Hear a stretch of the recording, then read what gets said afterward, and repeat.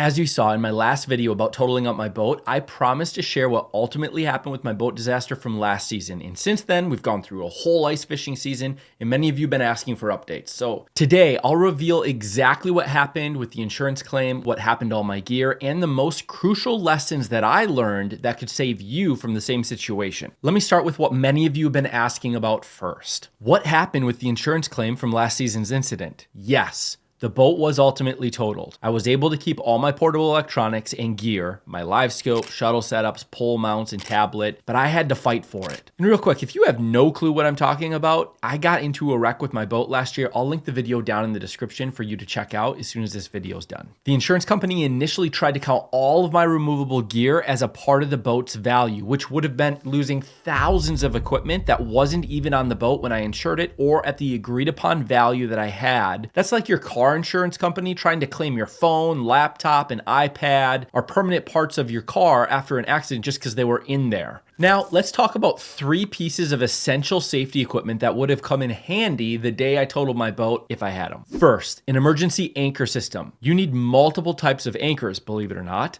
I had a good primary anchor, your typical one that you see, but what I really needed that day was a lightweight secondary anchor that I could quickly deploy in an emergency. So how could this have changed my day? When I first felt my boat drifting towards those rocks after my trolling motor hit a submerged rock and popped up out of the water and I had no control of my boat, a quickly deployable emergency anchor could have immediately stopped my drift. I would have had time then to assess the situation, call for help while safely anchored, getting one of the other motors going, instead of dealing with a boat that was actively being damaged and pushed further and further into the rocks. The right anchor, deployed at the right moment, would have been the difference between a scary close call and a totaled boat. Many people recommend keeping a small Danforth or folding grapnel as their emergency anchor, which I'm adding in my boats moving forward, and I'll link down below which one I end up going with. Second, a VHF marine radio. So in my fishing circles here in the Midwest, specifically the inner lakes of Minnesota, I haven't seen these used much, though in some areas they actually are required equipment. So how could this have changed my day? While I eventually flagged down another kind boater, this did take precious time.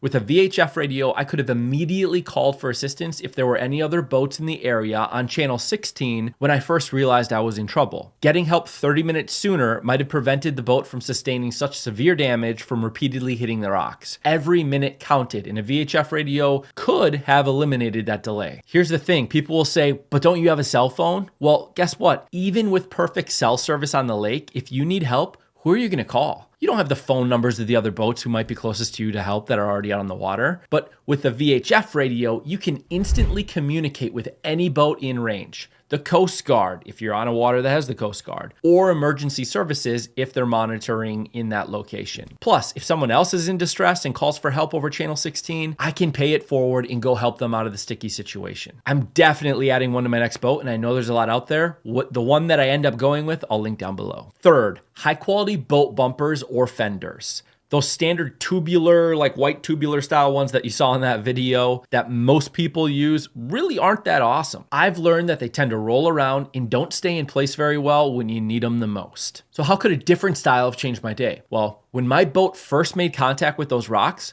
having proper heavy-duty bumpers securely positioned could have absorbed some of the initial impact, if not all of it on that side. With quality bumpers that actually stay in place, I might have been able to minimize the hull damage while waiting for help to arrive. I'm not saying break the bank here and spend hundreds and hundreds of dollars, but I've since this accident purchased multiple, I think it's 5 different types of boat fenders, and I found a style that I think will work better for everything from regular docking to emergency situations like I experienced. The key features to look for are secure attachment points and non-roll designs that stay positioned exactly where you place them. Even having vertical adjustment that's really easy to do is super helpful. I'll link the specific ones that I'm adding to my next boat in the description below. Now remember, all of the safety equipment does you no good if you can't reach it quickly. Practice accessing your emergency gear frequently, know how to use it, keep it in plain sight so that way when you need it, it's there and ready to be used. Now, for hazard awareness learnings, I've since learned a term that I wish I'd known better before. It's lee shore. The concept is actually fairly simple. If at any given point in time you were to lose control of your boat or power,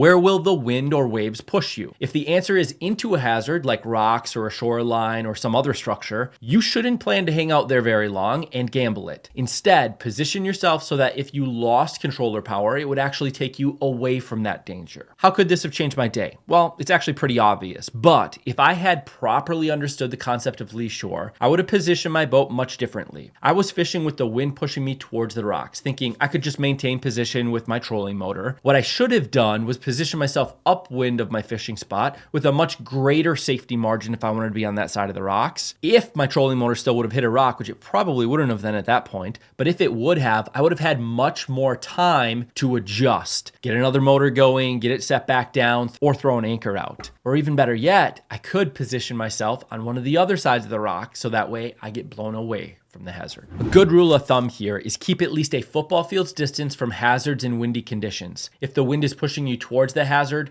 double that distance minimum. I know how easy it is to get fixed on that live scope screen. Trust me, especially if you watch the video. I love my electronics as much as anyone, but make a conscious effort to look up and scan your surroundings regularly. How this could have changed my day. I was so focused on watching fish on my live scope that I didn't notice the submerged rocks that my trolling motor hit until it was too late. Had I been regularly looking up and monitoring my position relative to the hazards, and especially if I was in the bow of the boat, I would have noticed much sooner and could have taken corrective action before it became an emergency. For your electronics, depth alarms are crucial, and most of them have them. Create a safety zone with both shallow and deep alarms. If you're fishing a spot where fish are in 15 to 25 feet, set your shallow alarm for 12 and your deep alarm for 30. And one last thing, whitecaps often are telling you something about depth. Areas where waves are breaking while surrounding water is calmer is usually structure or shallow water, also known as nature's hazard marker. I saw whitecaps breaking where I was fishing and going into calm water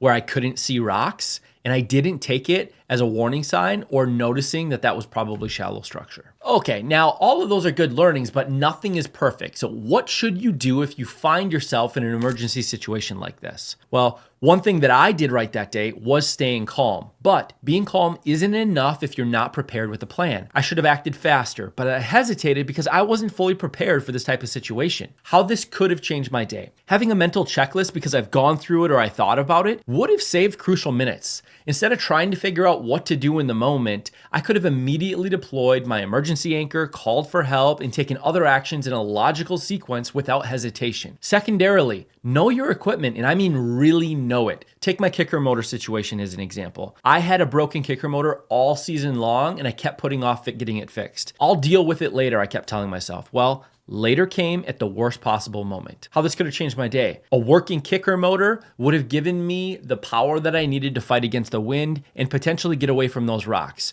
even after my main motor's prop was not going to be of any use due to how shallow I was. That single repair I kept putting off could have been the difference between saving and totaling my boat. Putting off repairs isn't just about convenience, sometimes it's also about safety. As for asking for help, when you find yourself in a situation, there's this temptation to try to handle everything yourself. I'm super guilty of this, and I think I'm probably going to screw up again because I feel like I just want to own it myself and take it on. But maybe you call it pride, maybe it's not wanting to bother others, but waiting too long to signal for help can turn a manageable situation into a dangerous one. How this could have changed my day. I spent nearly 20 minutes trying to solve the problem myself before finally signaling for help. That's 20 minutes of my boat repeatedly hitting rocks and taking on damage. Had I called for assistance at the first sign of trouble, another boater could have towed me away from the hazard before catastrophic damage occurred. Other boaters understand. They'd rather come check on you and find out everything's fine than hear later about someone who needed help and didn't ask. And hey, maybe you get in a conversation with another boater, become friends, or maybe they'll hit you off to a good fishing spot because you came and checked on them. Who knows? Now for the part that I know a lot of people want to know about, the lessons working with insurance. So first, document everything. When you buy your boat, take detailed notes and videos of exactly what came with it. Keep all your receipts and take pictures of them too, as paper receipts, as you probably know, do fade over time as well. And store everything in the cloud, not just on your phone. Most importantly, document what equipment is permanently installed versus portable and removable from your boat. 2, understand your policy. Your insurance policy isn't just paperwork you file away. It's a contract and every word matters. That actually did save me in this instance, believe it or not. Take half an hour to read it carefully. Pay special attention to any sections about attached equipment or permanent installations. These terms can become really important if you ever need to file a claim. Even with agreed upon value coverage, like what I had, you need to be crystal clear about what's covered. If you add significant equipment after getting insurance, document when and how it was added. Some people even end up getting separate coverage for their expensive electronics, not on or through the same insurance company. 3. Handling claims. Only provide what they specifically asked for. When I first filed the claim with Progressive, I was probably way too helpful, sending extra photos and video clips, thinking it would speed up the process. The adjuster made their initial assessment about totaling out my boat just from those first few pictures without even seeing my boat in person. And something you may not know is you can actually request a different claims adjuster. In my case, my adjuster was just simply wrong about some of the policy coverages and what should be included in the claim. Don't just accept what the insurance company tells you if it isn't agreeable to what you want and what you believe to be true. And don't accept their first offer without doing your homework. If I hadn't known my rights and stood my ground, I could have lost thousands in equipment, like over $10,000 worth of equipment they wanted. That wasn't even a part of my original boat. It wasn't permanently attached and never was even insured with them. If my boat would have sunk, I would have had to go through a different insurance company to cover that gear because it wasn't a part of my agreed upon value. And finally, get everything in writing. If your adjuster tells you something over the phone, follow up with an email or ask them to follow up to you in an email. This creates a paper trail that can be invaluable if there are disputes later on. So in conclusion, while losing the boat hurts, especially since it was exactly what I wanted and I got such a great deal on it, I'm grateful that no one got hurt. After going through an ice fishing season and now heading into a new open water season, I'm approaching boating with these lessons firmly in mind and implementing all of them. I'll link all the safety gear that I'm adding to my next boat in the description down below to make it easier for you to hopefully find something that I've already done the research on in case you want to add it to your boat. If any of you have gone through something similar or have other tips to share, drop them in the comments below. We all learn from each other out here. Thanks for watching. I hope this video helped at least one of you. Stay safe on the water, and until next time, take it easy.